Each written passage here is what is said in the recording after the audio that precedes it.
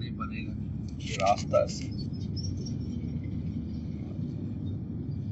اصل میں وہ ایک سب سے پہلی بات یہ ذہن میں سالک کو رکھنی چاہیے کہ شیخ کے تصرفات اس کے نفع کے لیے ہی ہیں، کبھی نہ سمجھے کہ اس میں یوں تو وہاں تو یہ وہاں ہے، تو اس کا مطلب ہے کہ وہ اس مریض کی طرح ڈاکٹر علاج کر رہا ہے، لیکن اس کو مسئلہ سمجھ میں نہیں آ رہی تو وہاں پر وہ ٹانگ اڑانا شروع کر دے تو کون ڈاکٹر اس کا علاج کرے گا؟ اس کا علاج بیماری کا ہوگا نہیں، یہاں تک کہ وہ موت سے ہمکنار ہو جائے گا۔ اور ایسے بہت سے لوگوں سے ہوا، انہوں نے اپنی نہیں ایسا ہم نہیں ایسے چاہتے، آخر وہ موت سے ہمکنار ہونا پڑا، وقت ختم ہو گیا، وقت گزر گیا۔ تو شیخ کی جو تصرفات ہوتے ہیں اس کے اندر جو مصلحات اور اس کے اندر جو چیزیں ہوتی ہیں وہ کبھی بھی یہ بھی ایک طرح کی بدگمانی ہوتی ہے شیخ پر کہ جی وہ یوں تھا، ایسے کرنا چاہیے تھا، وہ کر دیا۔ لوگوں نے مار تو اسی سے کھائی ہے، اس نے بھی کھائی ہے، بدگمانی سے مار کھائی ہے کہ میں ایسے نہیں تھا، یوں کر دینا چاہیے تھا، وہاں کر دینا چاہیے تھا۔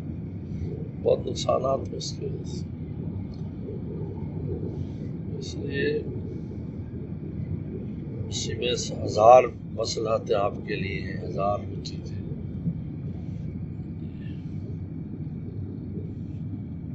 اللہ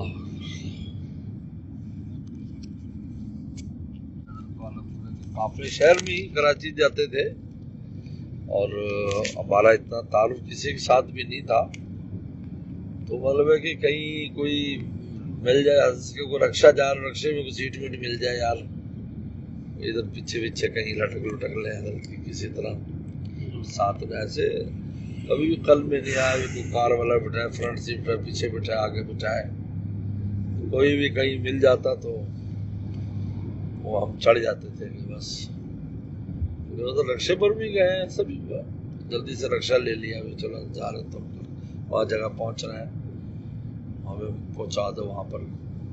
کسی کار والے نے نہیں بٹھایا، پورا بس شیخ نے نہیں کہا یا وہ ذمہ بھی نہیں ہے۔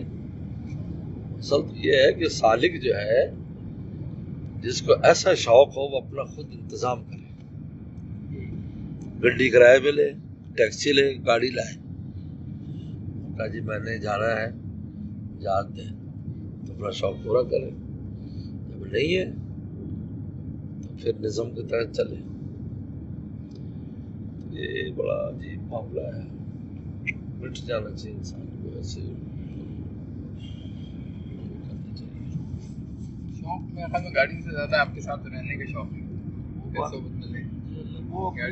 بات اپنی جگہ ہے، لیکن رضائے شیخ صبح سے کئی اعلیٰ ہے، ہمیشہ یاد شیخ خوش قسم ہے۔ اس لیے پہلے زمانے میں مشائخ اپنے عاشقوں کو دور کر دیتے تھے، دوری میں ان کو تڑپاتے تھے، اور پھر ان کا ظرف بنتا تھا، پھر ان کو مجاہدے آتے تھے، پھر ان کا اندر بڑا ہوتا تھا، پھر وہ شیخ کا فیضان لے جاتے تھے۔ بھائی ایک شیخ نے مرید گاؤں سے آیا، انہوں نے کہا کہ جی میں نے تو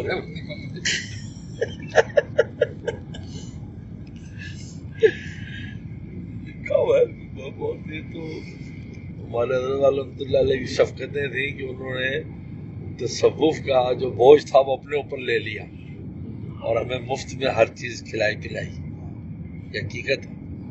اور اگر اس سے سب سے کیا جاتا ہے تو بڑے بڑوں کے ناک سے دھواں نکل جاتا ہے،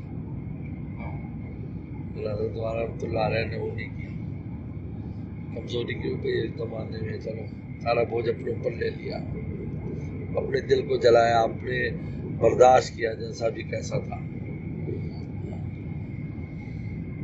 کہنا کہ وہ شیخ ایک مرید آیا،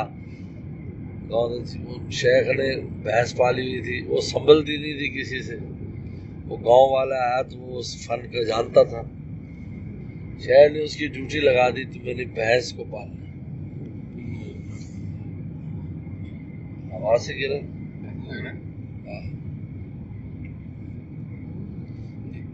وہ بھینس کی ڈیوٹی، اب وہ ہر روز بھینس کا گوبر صاف کر رہا ہے، دودھ دھو رہا ہے، نہلا دلا رہا ہے.